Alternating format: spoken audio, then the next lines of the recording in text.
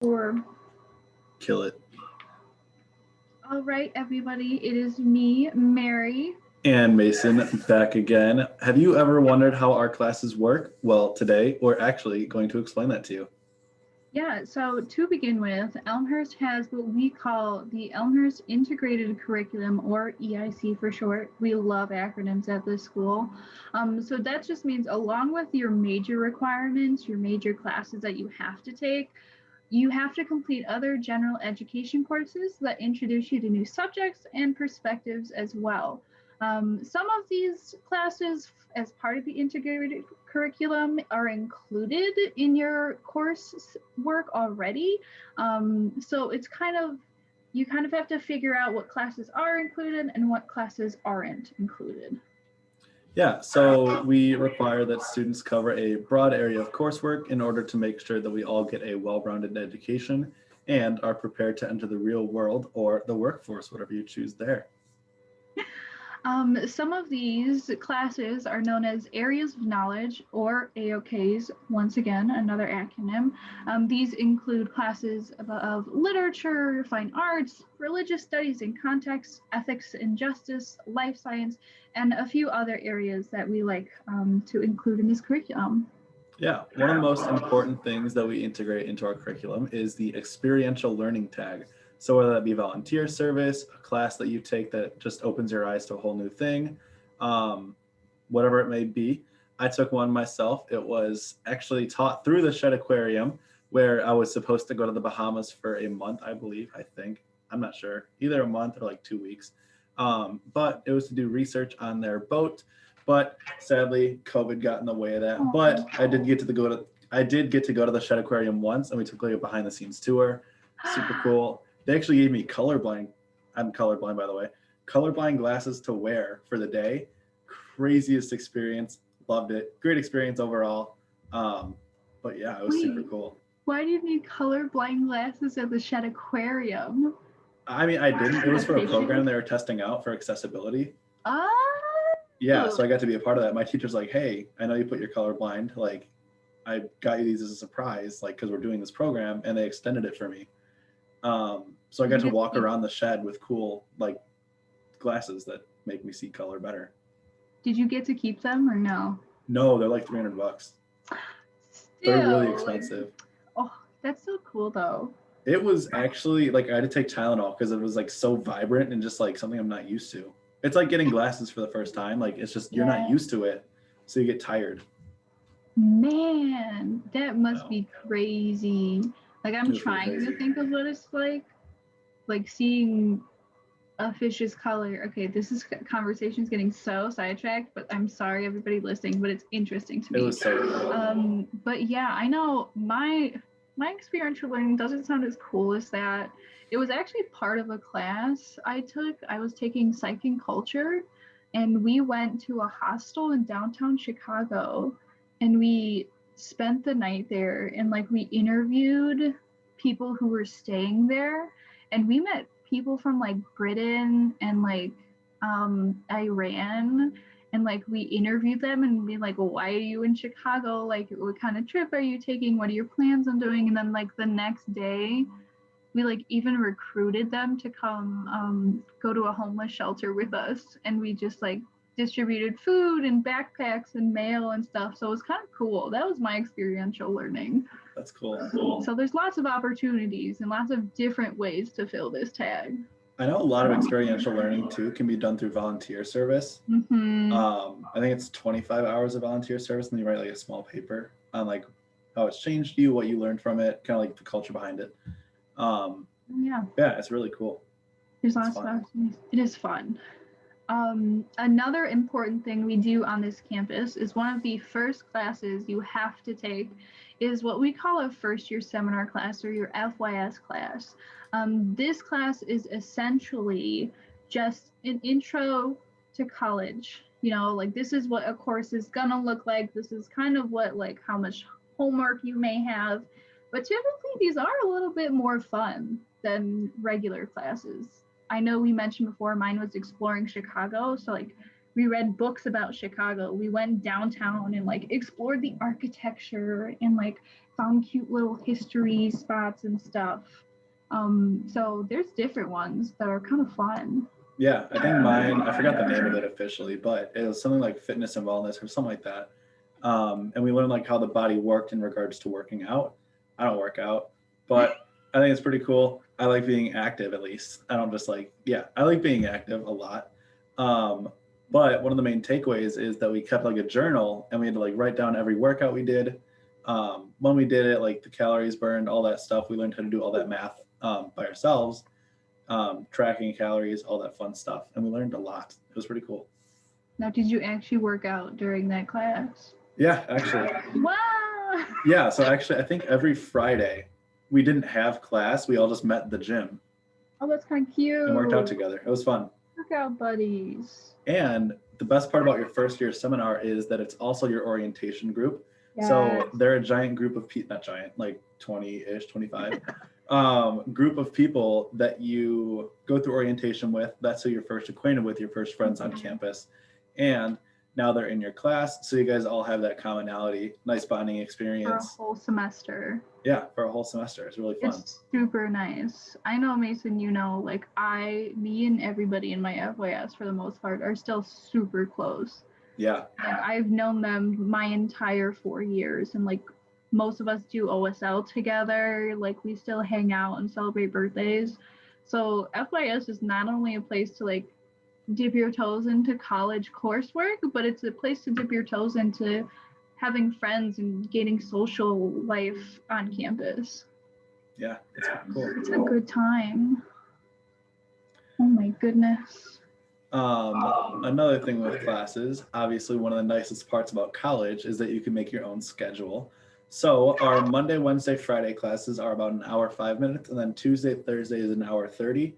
A lot of especially general education classes or like the lower level intro classes, those either run Monday, Wednesday, Friday, and Tuesday, Thursday. So if you're building your schedule, you could feasibly have Tuesday, Thursday, or Monday, Wednesday, Friday off. Pretty sweet. I know my first semester here, I was done with class by noon, which was pretty nice. That's always the nice part too, is like you can really like, if you just want to have the entire day to yourself, you can totally like make that possible. Yeah. And just like have all of your classes in the morning and then just be done. Yeah, I usually jam pack as much as I can in the morning. And then like right now I have like a 6:30 to 8:30 night class. We get out at like 7:30 sometimes. But it's online, super fun, cool class, forensics, if you listen to the last segment. But no, yeah, and night classes aren't that bad. They're really not. For the most part. And mine's only Tuesday, and it met the second half of the semester, or it meets the second half of the semester. So we have like 8 classes total. That's not even that bad. And that was shorter than the night class I'm in now. I've had long night classes. Yeah, typically they're what, 6:30 to 9:50? 9:50, you're right. 9:50? They are once a week, which makes it easier. Yeah. But I mean, generally, I get out early all the time. Oh, yeah. But they're not that bad. So, like, if you have to take a night class, I promise it's not the end of the world. And of course, there's like online courses too that are available, which sometimes are beneficial. A lot of my night classes have been online. Actually, all of them have been online. Oh, that's not that bad then. Even before COVID. Oh, pre-COVID now. Yeah. Now everything is, well, not everything is online anymore, which is nice, but. I remember last year I had lab from like 4 to 6 on Fridays, and that was awful. It wasn't awful, but I usually like sometimes I went home or sometimes I just like wanted to get some good food, and then lab 4 to 6 just like messed my day up because I'd be done at noon and then have to chill until 4, go to lab, wait until 6, and then I can like resume my free day. Oh yeah, labs are like an extra like class that technically you have to add into your course load when you take your bio or chem courses. Yeah. Unfortunate, but actually labs aren't too bad. They're kind of fun. Oh, if you know the people in your class, it's pretty nice. No, yeah, I had a great time with my lab mates. Probably too much fun. Yeah. To be around chemicals. We were in physics. It was, I mean, no one else here is going to know this, but it was like me, Zach, Eric, and Josh in physics together, and that was a group. That is definitely. Oh, I miss her. I know, she's awesome. She is.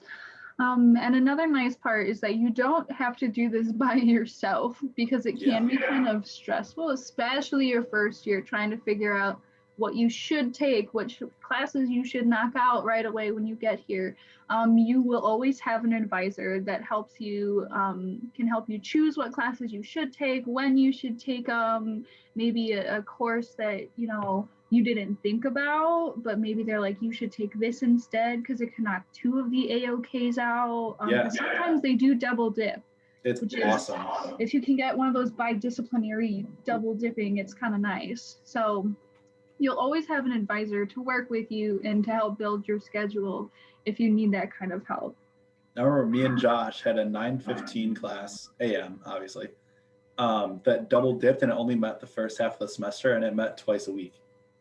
Monday, Wednesday, and then Friday was a free day. How are you finding these classes, Mason? Is it just because you're a computer science major? Because I No, it wasn't even. It was kinesthesiology. What? Kinesiology. I said that wrong, I think. Oh my gosh, it was health and wellness. Even I'm learning about these classes right now in my final year when I don't need to take any more classes. Our CS professors were really good about telling us about double dippers because CS doesn't cover too much. Yeah. In terms of tags. No, yeah. So if you can find those double dipping classes, those are very nice to take. And then you could possibly either graduate early or just have a super nice semester where you can take fun classes, whatever you want. Take sign language. It is so fun. It actually came in useful today for me. Oh, and Josh. Really? Yeah. Oh, I love that. Yeah. Someone came up to us after and they're like, you guys do sign language? And I'm like, yeah, we actually took classes at our school. We took a year of it, essentially. It was awesome. That is really cool. Yeah. And then another thing that comes with classes that we can't not cover is having to study. So obviously you're not in class from 9 to 3 or 8 to 3, depending on your high school, or 4. I really don't know. Fill in the blank. Blank to blank, fill it in. But one thing that comes with classes is just having to study for them. Now that you have a lot of free time, it's very easy to scroll through TikTok, Reddit, what have you. I know one of my favorite study spots on campus is the second floor of Circle Hall. Super nice little alcove. You can either overlook the football field or alumni circle. It's absolutely dead silent. I actually need music when I study, so I bought headphones, obviously, for that. But we also do offer study rooms in the library, and also study group rooms if you're studying in a group.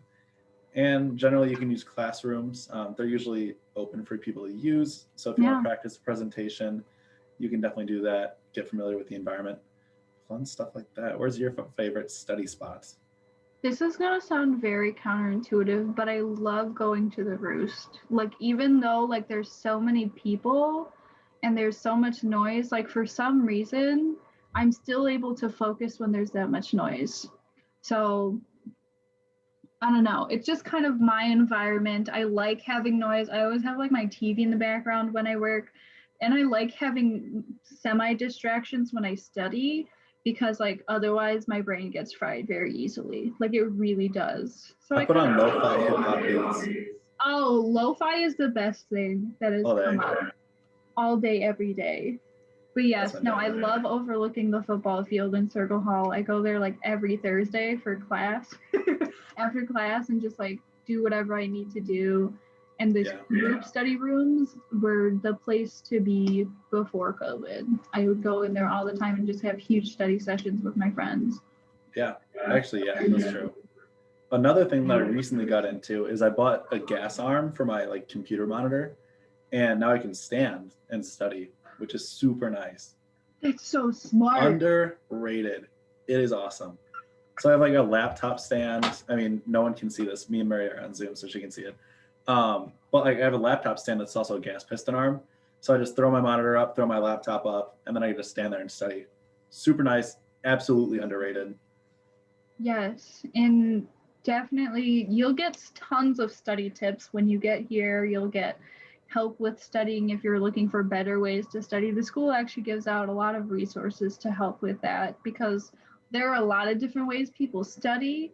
I didn't know how I studied before I came to college. I was all over the place until like they introduced me to new ways of studying, and then I kind of found my rhythm when I really need to. So there's tons of resources the school offers as well, which is really nice. So Yeah, I just found out this semester how I'm good at studying. The Pomodoro technique. oh, It's like 25 minutes on, 5 minutes off, and then that cycle repeats, and then every 4 cycles you get 15 minutes off. ooh, It's pretty nice because then That's like I'm not just- staring at a screen. I can go outside for 10 minutes or 5. I'm supposed to be 5, but I usually push 10. Yeah, just vibe for a little bit. You don't get burnt out as easily just because you are taking frequent breaks. Yeah, and you it's want to nice. take those breaks. That's super important. Because I used to just grind out like 4 or 5 hours at a time, Oof, and it does not work. it doesn't. Zero And, knowledge you know, attained. I don't listen to my own advice, but getting sleep is helpful when it comes to studying. You know, I don't listen to that, but we all should aim for that. So, most important thing to study is sleep. Yeah.